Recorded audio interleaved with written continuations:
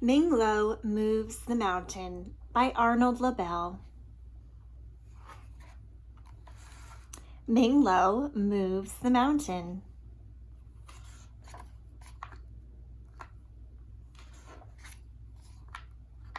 Ming and his wife lived in a house at the bottom of a large mountain.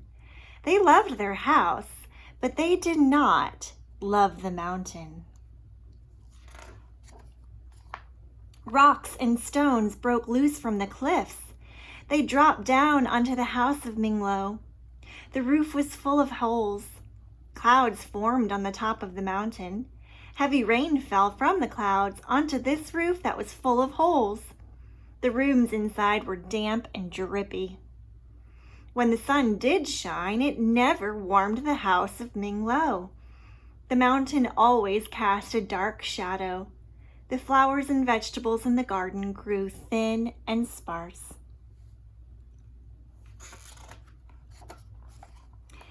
"This mountain brings us nothing but unhappiness," said the wife of Ming. "Husband, you must move the mountain so that we may enjoy our house in peace." "My dear wife," said Ming. "How can one small man such as I move a large mountain such as this?" "How should I know?" said the wife. "There is a wise old man who lives in the village. Go and ask him." Ming hurried to the village. When he found the wise man, he said, "I want to move the mountain that is near my house." The wise man thought for a long time. Wisps of smoke curled from his pipe. Finally he said, "Go home, Ming. Cut down the tallest, thickest tree you can find. Push this tree against the side of the mountain with all your strength. This is the way that you will move the mountain."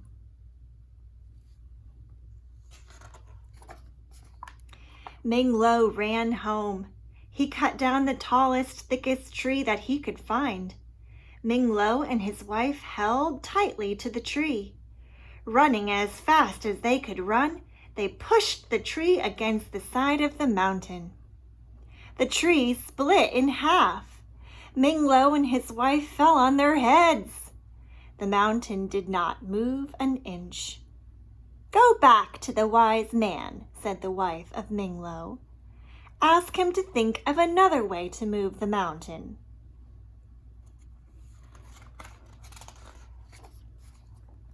Again the wise man thought for a long time.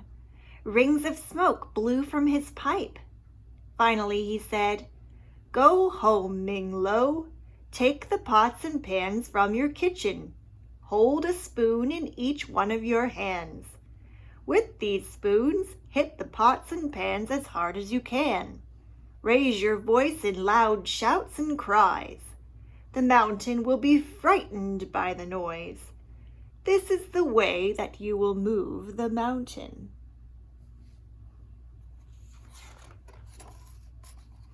Ming ran home. He took the pots and pans from his kitchen. Ming and his wife held a spoon in each one of their 4 hands. They shouted and cried. They hit the pots and pans as hard as they could. They made a great noise. Flocks of birds flew out of their trees, but the mountain did not move at all.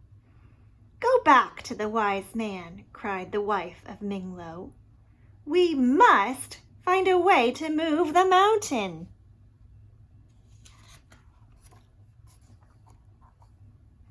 Ming watched as the wise man thought for a very long time.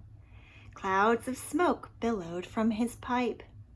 Finally he said, "Go home, Ming. Bake many cakes and loaves of bread. Bring these to the spirit who lives at the top of the mountain.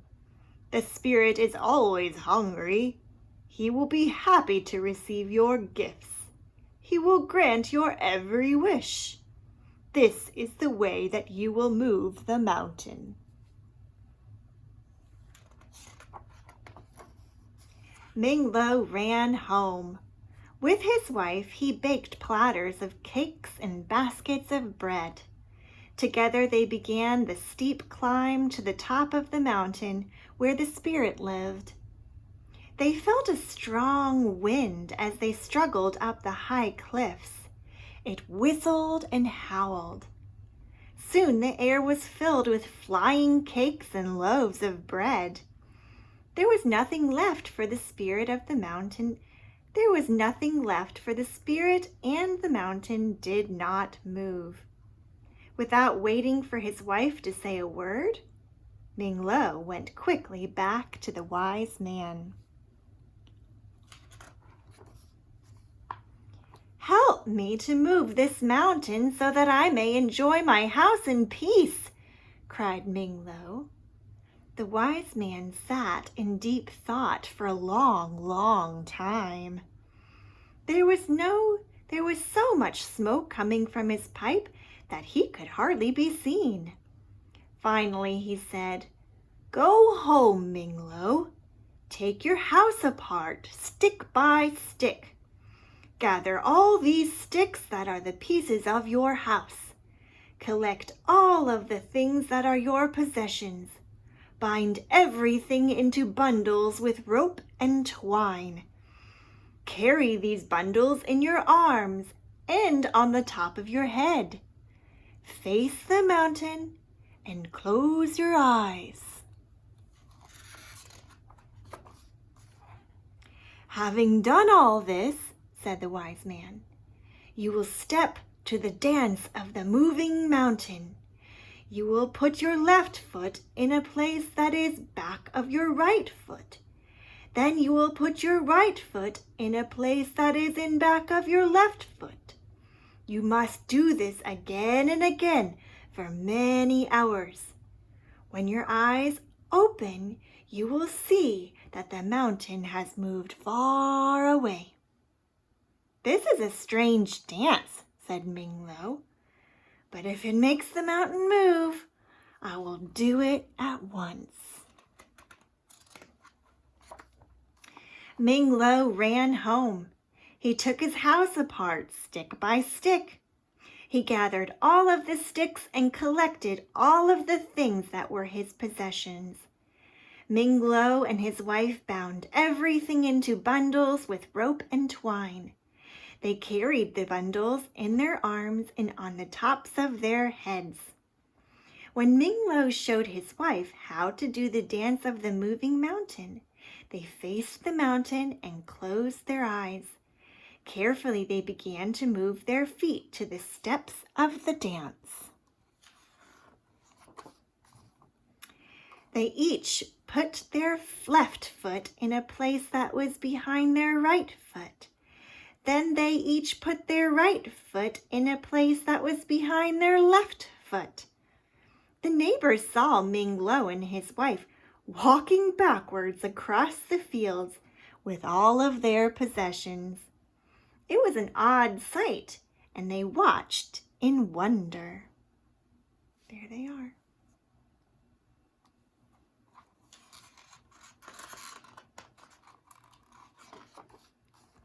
After many hours had passed, Ming and his wife opened their eyes.